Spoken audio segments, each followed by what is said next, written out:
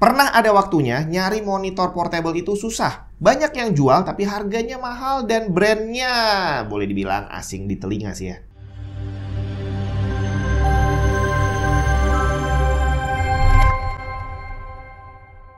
Halo, saya Jun. Di sini saya pengen cerita nih pengalaman pribadi waktu zaman dulu masih sering kerja keluar kota gitu ya. Pengennya kerja jalan terus, nge-game juga jalan terus. Akhirnya setiap kali saya pergi bawa PS4 bereditas. Tapi ya itu harus bawa monitor portable. Nah, waktu itu cari monitor portable-nya susah karena harganya mahal-mahal dan brandnya masih bener-bener asing di telinga saya. Jadi waktu beli saat itu ya mikir juga harganya mahal tapi brandnya nggak terkenal, beneran bagus atau enggak. Tapi ya mau gimana lagi, nggak ada pilihan lain. Untungnya sekarang udah beda. Barusan saya cek searching monitor portable, ternyata udah banyak keluaran dari brand yang terkenal. Dan satu lagi yang paling asik adalah harganya juga udah ramah kantong. Ini salah satunya. MSI Pro MP161E2. Harganya kisaran 2,2 jutaan, dimana beberapa tahun lalu bahkan brand yang nggak terkenal pun harganya jauh lebih mahal dari ini. Tinggal bagus atau enggak dan cocoknya untuk siapa. Hampir sama seperti laptop dan desktop, kita nggak bisa membandingkan head-to-head price dan performance antara mobile dan portable device. Karena monitor portable ini yang dijual adalah portability-nya, gampang dibawa kemana-mana. MSI Pro MP161E2 ini desainnya tipis banget dan yang paling utama enteng bre, nggak bikin pegel kalau masuk tas. Desainnya ultra slim dengan ketebalan hanya 1 cm lebih dikit. Untuk spesifikasinya, MSI Pro MP161E2 ini menggunakan IPS panel berukuran 15,6 inci dengan resolusi 1080p, refresh rate 60 Hz, response time 4 ms, 53% sRGB dengan maksimum brightness 250 nits. Connectivity menggunakan 1 mini HDMI dan 2 USB-C yang berfungsi sebagai DisplayPort sekaligus power connector. Dan udah ada built-in speakernya. Di bagian belakang ada kickstand bawaan yang bisa digunakan pada saat posisi landscape maupun portrait. Termasuk support untuk tripod 1/4 inch. Mau tripod kecil di atas meja bisa, yang gede juga bisa. Kabel yang disertakan pada paket penjualannya juga cakep. Kabel mini HDMI to HDMI dan kabel USB-C to USB-C dengan desain L pada konektornya. Kompatibel dengan berbagai macam device dari PC, laptop, sampai smartphone dan tablet. Monitor ini memiliki 4 mode yang bisa dipilih. Eco, Anti-Blue yang aman untuk mata, Movie, dan Office. Pada mode Eco, brightness defaultnya 136 nits dengan black level 0,5 nits yang menghasilkan kontras rasio 240:1.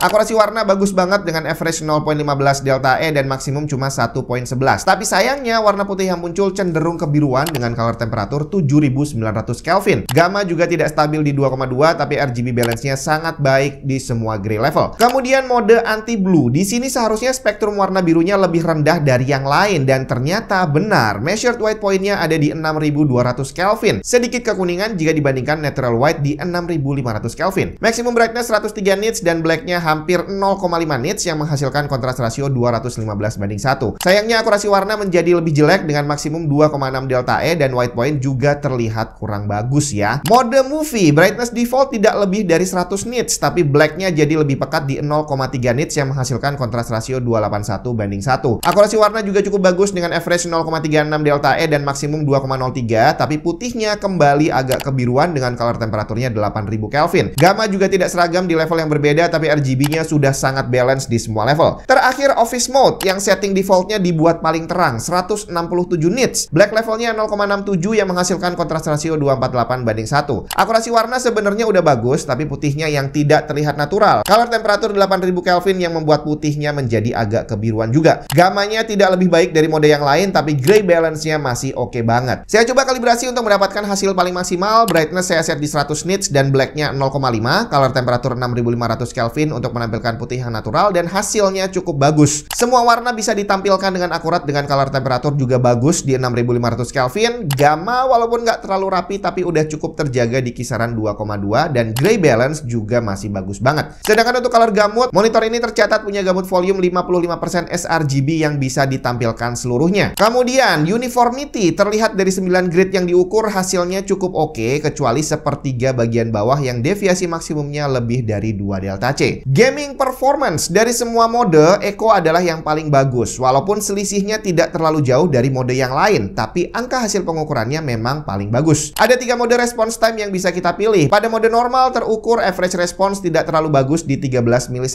Respons tercepat 7,5 ms, tapi itu pun hanya di satu kondisi doang. Ghosting akan cukup nampak pada mode ini, tapi tidak ada inverse ghosting karena tidak ada overshoot sama sekali. Pada mode fast, response time-nya jadi meningkat. Average hampir 9 milisecond dengan respons tercepat 5 milisecond. Di sini ghosting berkurang, tapi muncul potensi inverse ghosting karena overshoot yang mulai muncul. Walaupun secara persentase tidak terlalu parah ya, average errornya nggak sampai 4% dengan overshoot di atas 10 RGB hanya 20% aja. Dan ini adalah mode yang paling ideal untuk dipakai ngegame. Karena pada mode fastest memang benar respons time-nya jadi lebih cepat, average 5,7 dan respons tercepat jadi 3,2 milisecond. Ghostingnya berkurang dibanding sebelumnya, tapi potensi inverse ghostingnya menjadi lebih besar. Average errornya memang nggak sampai 9%, tapi jumlah error di atas 10 RGB lebih dari 26% dengan error terparahnya 69 RGB. Artinya, inverse ghosting akan lebih sering muncul dan saat muncul akan kelihatan banget ada ngeblur putih. Dan ini yang saya bicarakan, pada mode normal ghostingnya nampak tapi nggak ada inverse ghosting. Kemudian pada mode fast ghostingnya berkurang tapi inverse ghostingnya mulai muncul, dan pada fastest parah banget bre, inverse ghosting semua. Jadi sekali lagi untuk gaming mode fast adalah yang paling ideal. Itu dia tadi MSI Pro MP161E2. Harganya 2,2 jutaan, tapi kita nggak bisa berharap dapat performance sekelas monitor desktop di range harga yang sama. Yang ditawarkan sama dia adalah portability, bahwa dia ringan banget, bisa masuk ke dalam tas tanpa membebani pundak kita, kemudian dia support banyak sekali device gitu ya. Terus juga support tripod dan kabelnya L-shape bre, jadi kalau dipasang rapi nih kayak gini. Nah, kira-kira monitor ini cocok buat siapa? Yang pasti secara spek nggak terlalu tinggi, resolusi cuma Full HD dan refresh rate cuma 60 Hz dengan response time-nya 4 milisecond. Jadi kalau dibilang untuk gaming memang bisa, tapi jelas bukan untuk gaming kompetitif. Sedangkan kalau dipakai untuk video editing, ya bisa juga sih. Cuma tadi, color gamutnya hanya 53% sRGB. Jadi kalau kamu mengerjakan pekerjaan editing serius, tidak disarankan menggunakan monitor ini. Jadi akhirnya MSI Pro MP161E2 ini cocok untuk kita yang memang butuh monitor tambahan buat pekerjaan office, browsing, ngetik, dan sejenisnya, atau buat kita yang memang butuh monitor tambahan untuk multimedia. Kalau untuk yang serius-serius banget, ya kayaknya memang harus upgrade dan pasti harganya akan lebih mahal dari ini. Jadi kira-kira apakah cocok buat kebutuhan kamu?